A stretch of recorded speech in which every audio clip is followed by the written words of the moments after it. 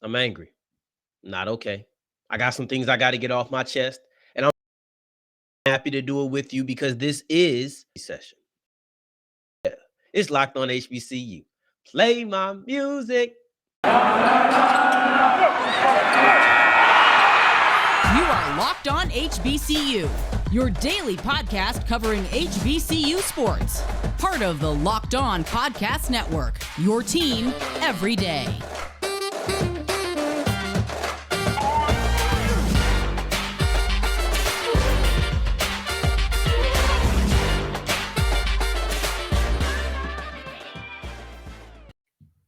What's going on, family? Welcome back to another episode of the Locked On HBCU podcast, your number one daily one-stop shop for everything HBCU athletics, Monday through Friday, part of the Locked On Podcast Network, your team every day. And I, of course, am Darian Gray, a.k.a. the Mouth of the South, Texas Southern alum and former TSU Herald. Thank you for going on this journey with me, making Locked On HBCU your first listen of the day every day. You can catch us on wherever you get your podcasts. And then also, if you look, we are on YouTube. So don't forget to tell a friend. But I told you I'm not good right now. I'm not in a happy place right now. I'm actually quite frustrated. And it's going to show with some of these things. It is. I have some things I want to get off my chest, and there is no better place to do that than Locked On HBCU. And I'm going to start off with the first one, and that is the NFL draft. We were all looking. We all had our eyes on it. There were no HBCU players that were drafted in the draft 2021. None of them. We knew there was going to be an uptick because we weren't going to have another year with zero. We knew that. I came on here and I gave what I felt were expectations. Now that we're here on Monday, the NFL draft for HBCUs was not a failure, but it wasn't a success. It was somewhere in that little middle gap. Because it wasn't far, but it did not feel as bad as I thought it would. Now. Last week, I came on and we really led into the draft with all week of programming. And it was a grand time. I absolutely loved it. On Monday, we came on, what is a successful NFL draft? I did this for a couple of reasons. I did this with you. I wanted to give you something to look at if you were saying, this is what I should expect. But then two, I did it for myself. I wanted to know, well, what am I looking at? What metrics am I looking at to grade this draft? I wanted to be able to keep myself honest and give myself a guideline to where I could, come on there and be like, okay, this was a success. This was not a success. And if you remember, I had 3 ways of success, and I'll go through them really quickly. You had the number of players drafted. I said 5 players would be where these players were drafted, and then how many camp as an undrafted free agent. The reason I'm upset is because of the first one. That was the most important one, the number of players that were being drafted. Now, as the week went on and the draft grew nearer, my expectations grew larger. My desires grew larger. Instead of saying, well, 5 is a success, it became 5 is the expectation. I had 5 surefire HBCU players that I thought were going to go in the NFL draft. Markquese Bell, not Aquil Glass, Decobie Durant, Ja'Tai Carter, Joshua Williams, and James Houston. 4 of those guys went, except for the first one. And Markquese did not make it in the NFL draft. He did get picked up as an undrafted free agent, but he was not drafted. And this was one that y'all know he's a personal favorite of mine. My favorite player in the draft from the HBCU. I really expected him to be drafted. Now, with it not hitting that number, 4 didn't feel as bad as I thought it was going to. 4 didn't. Maybe because I was okay with where Joshua Williams and Decobie Durant went in the draft in the 4th round, but everything was soured by the lack of the 5. I could not, and that's not a play on words. Listen, I understand Markquese Bell wore 5. Y'all know my affinity for the number 5, but this is not a playful time right now. I'm trying to express some frustration. Got to get it off my chest. I'm not here for the jokes right now, okay?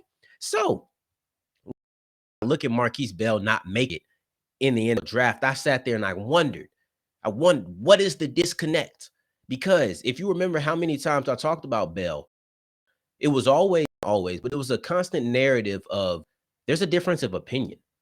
There's a school of thought where, no, we the reason he didn't make it into the Senior Bowl. And then there was some like me. Y'all heard when Ross came on, we argued, that's your guy, my guy, whatever. Gerald had him as his top HBCU, not drafted. Not drafted. There's two schools of thought. Now, obviously, it seems as if the NFL teams have taken on the Nagy way of thought. That's what it appears.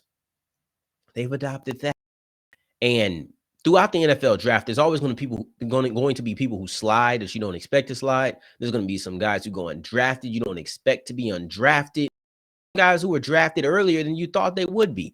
And Ice Cube, no Vaseline. Here's what they think about you. Every time, right? Here's what they think about you. Here's what they think about you.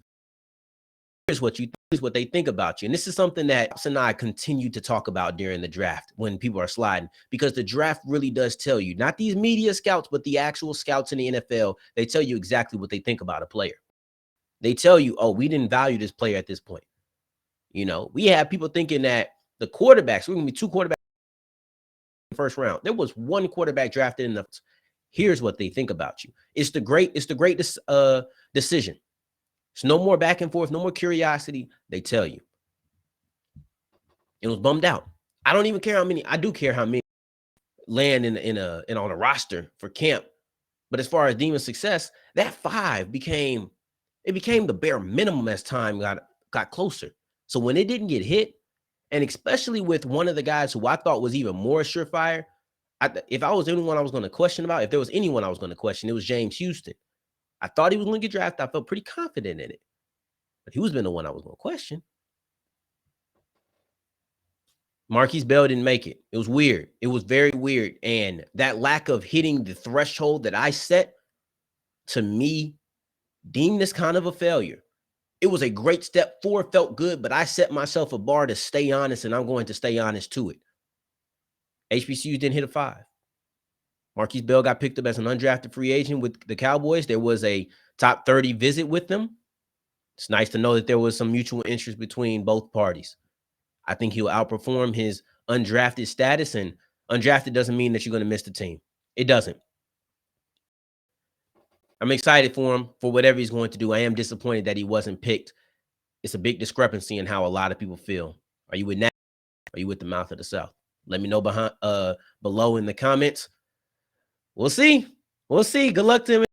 Good luck to everybody at the draft. But going forward, we're going to continue with the draft tomorrow. We're going to come back to that tomorrow. But I got some other things I want to get off my chest, and this one kind of bummed me out.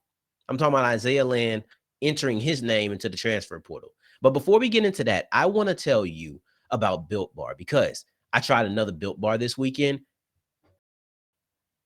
Let me tell you a true story, right? Let me tell you a true story that happened this weekend. I did try another flavor, but I'll get to that in a second. This weekend, I went downstairs to my pantry. And I was looking, and I seen a blue Built Bar wrapper. I said, I know this ain't what I think it is. And it was blueberry muffin. And I literally ran yelling in excitement and said, man, I got me a blueberry muffin Built Bar. I didn't eat it at that time because I wanted to take it on my way to the gym. I found another one later on, and I didn't try this one just because, and I hadn't done it. I had never tried the peanut butter one. It was a crispy, so this is one they don't even make anymore. But peanut butter crisp. I said, man, whether it's a Built Puff, whether it's a Built Bar regular, or it's a Built Bar crispy, they do not miss. They do not miss. Listen, 17 grams of protein, 4 grams of sugar, 4 net carbs. Built Bar is on a roll no matter how they make it. It is always delicious. It is always healthy. Things come together, you need to make sure that you're trying it. And to try it, you go to built.com and come here. Use the promo code LOCKED15 for 15% off your offer. All right, so keep on rolling on today's episode of Locked On HBCU. Thank you for making us your first listen of the day. Every day in the therapy session continues. I just dealt with a tad bit of disappointment, a little bit of frustration. Now we're going to get into me being bummed. I'm not sad. I'm really kind of chill, but I'm bummed out a little bit. But before we get into that, I want to tell you the word of the day. And the word of the day is Leviathan. And it means something large or formidable. Now, what has me a little bit bummed out is that Isaiah Land just entered his name into the transfer portal. Now, I tell you every time, entering your name into the transfer portal does not mean you're gone. All it means is that you're keeping your options open. You're looking at,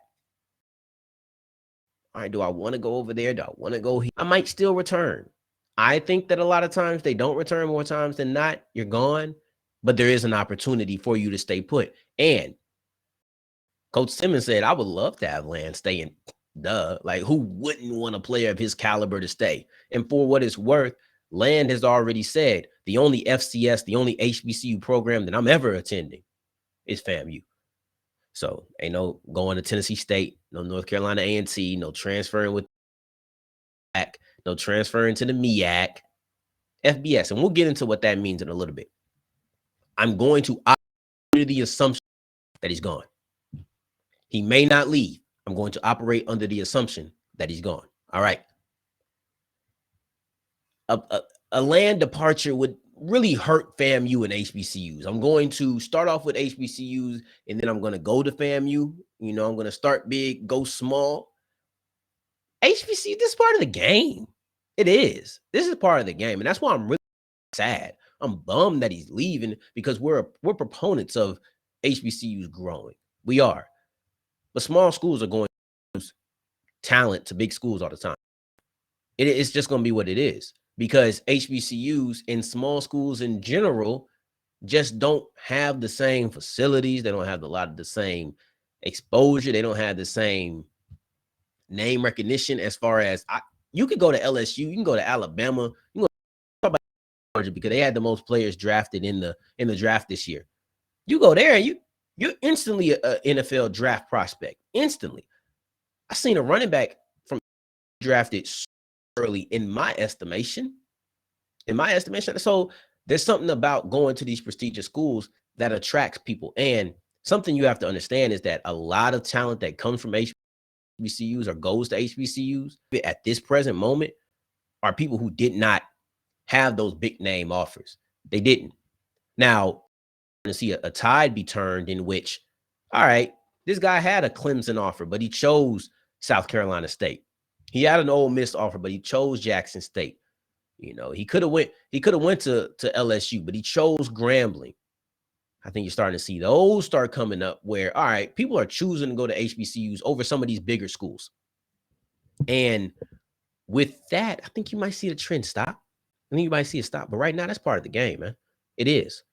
And a lot of it has to do with the reason that Isaiah Lynn. So that's why I'm saying it's a blow because we're trying to get talent to stay at HBCUs, and he may still stay. But we're trying to get talent to stay, and him leaving after winning Buchanan Award would hurt.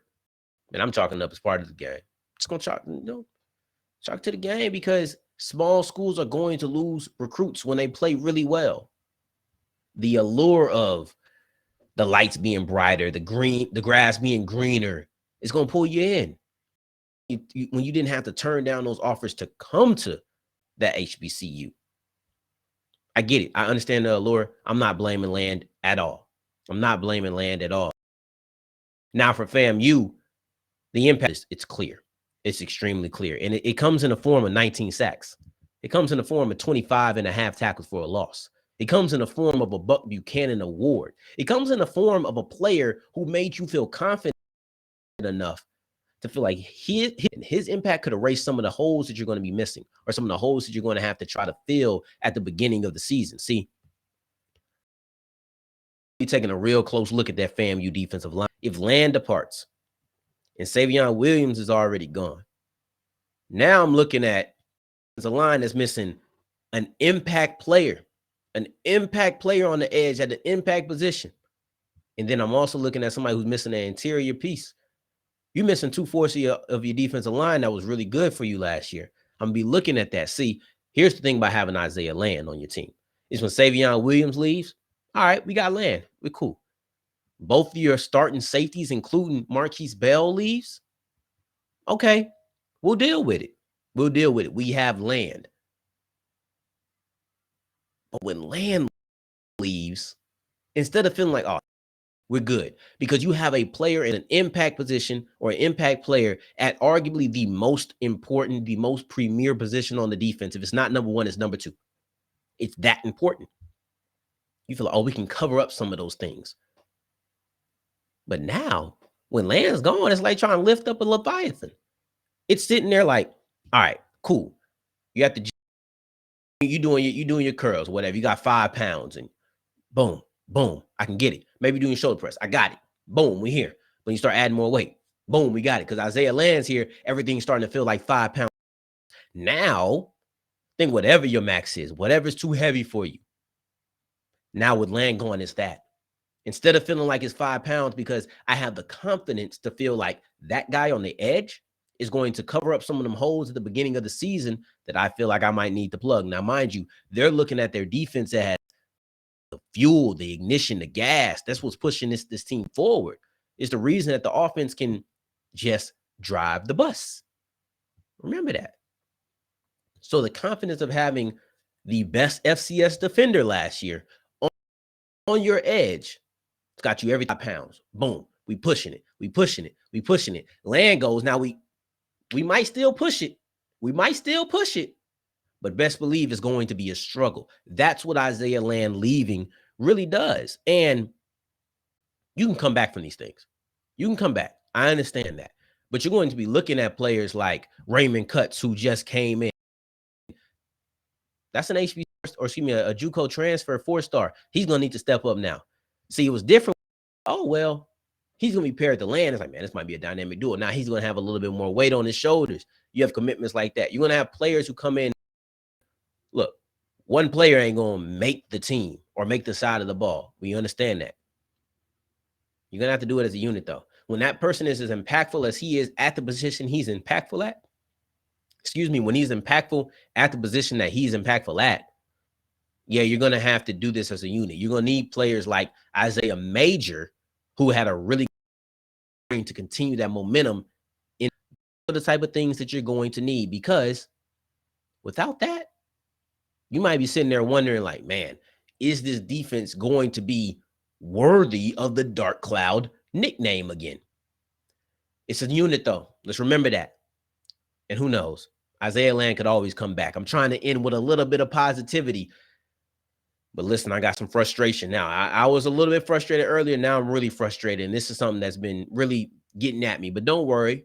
After this, we're all smiles and we're good. And I want to tell you about BetOnline before we get into any of that. BetOnline.net is the fastest and easiest way to wager on everything that you could possibly need. It is the best place to go. It is my go-to place anytime I'm trying to put down some money. We just watched a really good game one between the Warriors and the Grizzlies. We just watched a really good series between the Grizzlies and the Timberwolves. So the Warriors were able to take this out with Draymond getting ejected, Steph having foul trouble. Ja Morant had 30 points. Jackson had 30 points. Jordan Poole is still killing it in the postseason. So there's so many things that are going on. I want to know, what's the over-under? Are you taking the over or the under on Jordan Poole's points next game?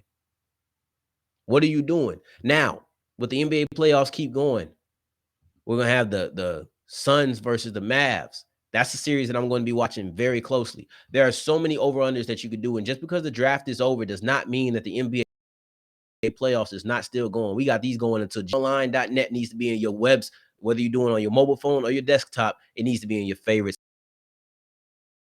and thereafter.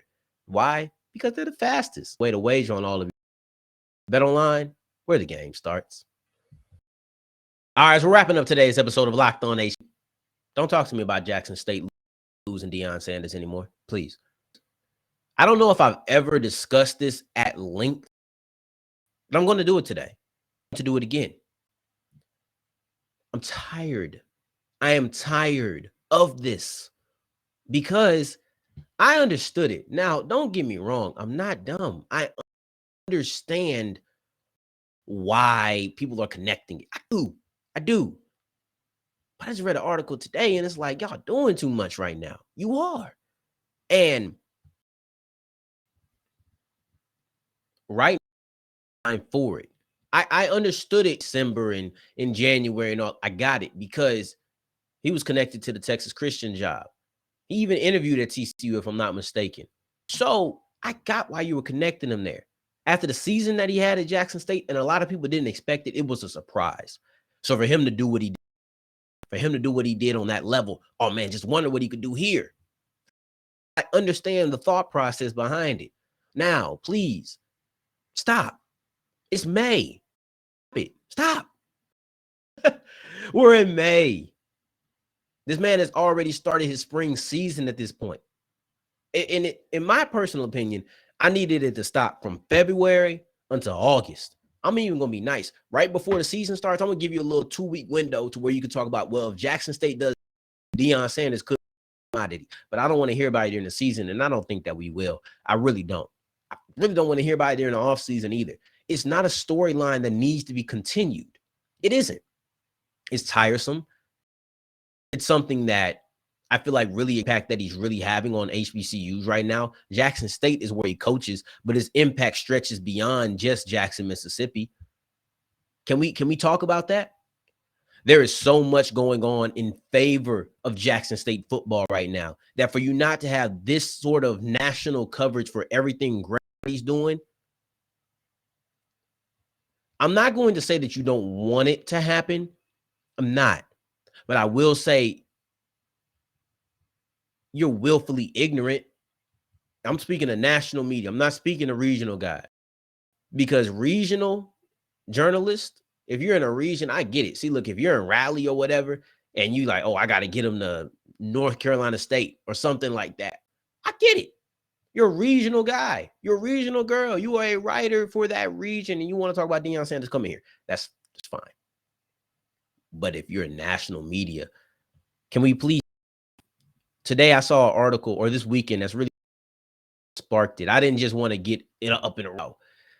But this weekend, I saw an article, and it talked about all these places that Deion Sanders could go after the 2022 football season. Mind you, we haven't even gotten to the fall yet. We haven't really even gotten to the summer yet, let alone get to the decision would actually be made. But it had all these hypothetical situations. If this team did better than expected, this coach could do this. And I'm like, you putting out all energy or putting a whole lot of energy in to not just say, hey, man, Deion Sanders is killing it at Jackson State. They're generating a lot of money for the Mississippi economy. He's doing a lot of things, making promises to Mississippi Valley State that he's going to improve the facilities there. You're going a long way to. There is a reason that teams want Deion Sanders, and it isn't because he wore 21. It isn't prime. It's coach. It's what he's done at Jackson State. And if you're going to talk about him leaving JSU, can we at least get a lot of articles about what he's doing at JSU? See, because here's my thing. He's at a small school. It's a small school. We're not even going to use the HBCU thing. He's at a small school. You don't want him, or excuse me, you want him because of what he's doing. However, all I'm reading about is that you want. Tell me why, and tell me in detail. Tell me everything that he's doing for Jackson State. Don't just tell me he brought in Travis Hunter. No, get in depth because it's important. It is. What he's doing at Jackson State holds a lot of weight. And I implore all non-HBCU publications, whether independent journalists, podcasters, writer for the newspaper, whatever you do, write about the good stuff that's happening at Jackson State and the things that Deion Sanders are talking, or excuse me, Deion Sanders is changing and talking about doing at Jackson State and for HBCUs without mentioning him. Because these articles that you could write, they can go a long way, man. I think that what they're doing needs to be covered. It needs to be publicized. It's important. And once again, I'm not naive. I understand. I just told you about the allure of Isaiah Land going to an FBS program, and I get it, exactly what it could provide. But Deion Sanders came out and criticized him moving, saying you don't need to leave to get this opportunity. This is the guy that we're talking about leaving an HBCU. And I understand at any moment that he can, but I'm asking, let's just live in the moment. Let's just understand what's going on right now and appreciate everything that he's doing, because that is so much better. And if you're a journalist, write about why he should stay. I've yet to, and I'm sure there have been somebody, but I've yet to read an article from somebody who is not HBCU centric. Y'all killing it. We doing our thing out here, all right? So love to all of y'all. But somebody who's not HBCU centric telling me, oh, this is the reason why Deion Sanders Jackson State. That's all I ask. Just a couple of articles about that, because there are reasons that he would want to stay. And if you have any questions about it, my Twitter's right there at South Exclusives. If you have any questions about it, we're going to continue dropping this content and giving you reasons why HBCUs are a place to be every day, Monday through Friday. Continue making us your continue making us your first listen of the day here at Locked On HBCU if you have any questions about it. At South Exclusives. If you're looking for me time in between time, or you have any questions about why Deion Sanders should stay, you can find me on Twitter at South Exclusives. For tomorrow's episode, we're going to be talking about Joshua Williams and Decobie Durant because I'm going to be in a much better mood. I feel like I got a lot off my chest today, and I already feel better. So till the next time that we hear each other, family, take care. Stay blessed. Peace.